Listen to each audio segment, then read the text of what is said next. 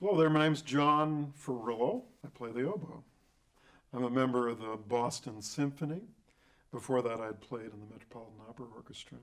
And I'm here to talk about what has been one of my favorite pieces since I was 12 years old, Pulcinella, the Pulcinella Suite. Now, there's a personal element to this for me. My listeners here may not realize this, but the Pulcinella Suite, in its complete form, is a setting of songs with melodic material by the composer Pergolesi, but the text is Neapolitan. This is important in my family, as you might guess from the name Ferrillo. My grandfather was born and raised in Naples. He was an artist. And as far as he was concerned, the center of the whole universe was Naples.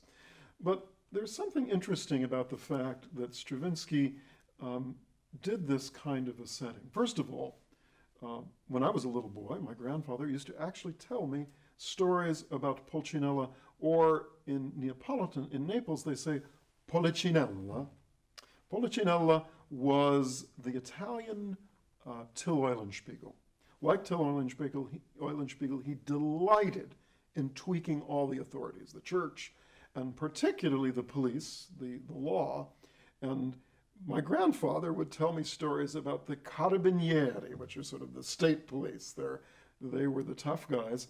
And Naples and the south of Italy is something where folk culture is very strong. They took particular delight in this folk hero. And in fact, the Neapolitan dialect, like Sicilian, is a very distinct language. It contains elements of Spanish, the Spanish occupied it, and also elements of Arabic and other languages as well. If a Neapolitan begins speaking to you in Neapolitan, he is often switching from high to low. He's trying to tell you about things that are really connected with the earthy, everyday existence. Sometimes I had a friend refer to it as it's sort of our secret language. So it was a very interesting thing for Stravinsky to do. Now, what does this say about how we're supposed to do this musically? Well, it is supposed to have some of that slightly exotic, intense character of the Neapolitan tenor or of the Southern Italian folk singer. So, for instance, one of the things you'll almost always be asked to do is to play the dotted rhythm in a characterized way. Now, as musicians, we have to learn to play every kind of a dotted rhythm. Some dotted rhythms are very well done by doing ta, ta, ta, ta, ta, ta, ta. Or if we're dealing with a dotted rhythm in a 12/8 or a 6/8, da dee dee dum, da dee dee. That would be a very precise dotted rhythm. Not so with this melody. This should be done characterized. The small note close to the big one, like this.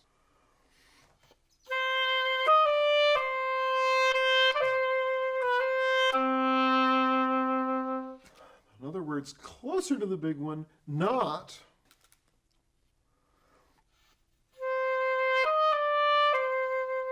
instead.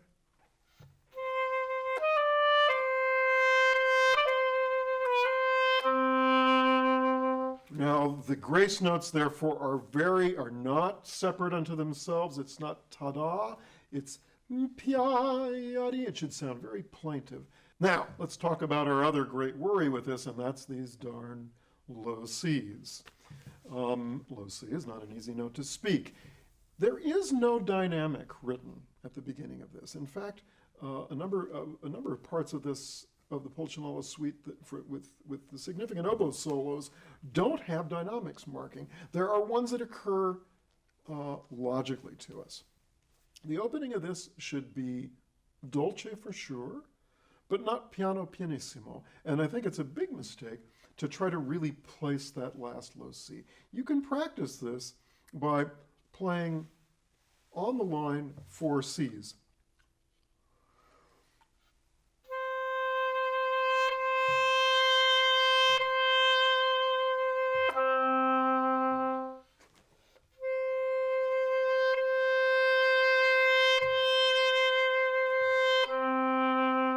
Connecting them together, rounding off the end of your phrase, but not necessarily just placing and doing a big, big significant diminuendo down to low C. Notice, by the way, the first two articulated, the last one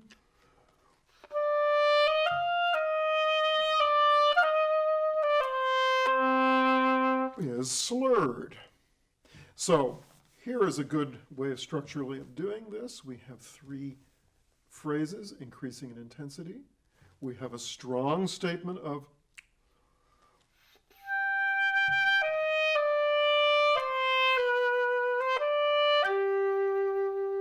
and then a quieter one. Notice that I'm trying to sing through all of this, so I'm not just playing dee, dee, dee. I'm trying to play over and through it. Here how I'm trying to join those together. Then the next phrase, 2 measures later, should be started softly so that you can have a nice big crescendo to the climax of this very plaintive serenade. By the way, this is a virile young Italian plaintively calling out to his lady love. It's a real evening serenade here. When he gets to the top of this, by the way, it should really be, you should take some time with this grace note as opposed to the others. Play it on the beat.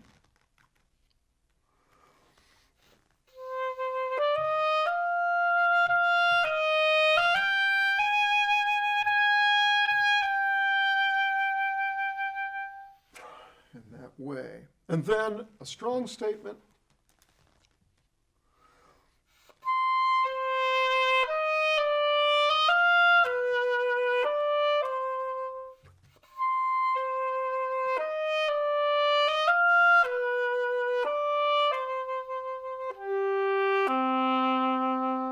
Get out towards the tip of the reed. Now, this is one of the mechanical things we deal with. We deal with position. We're playing middle C a bit, we're playing low C, we play high C, and we have to play position on that. We're trying for a more tenor or treble quality when we go up to that high C that's ringing.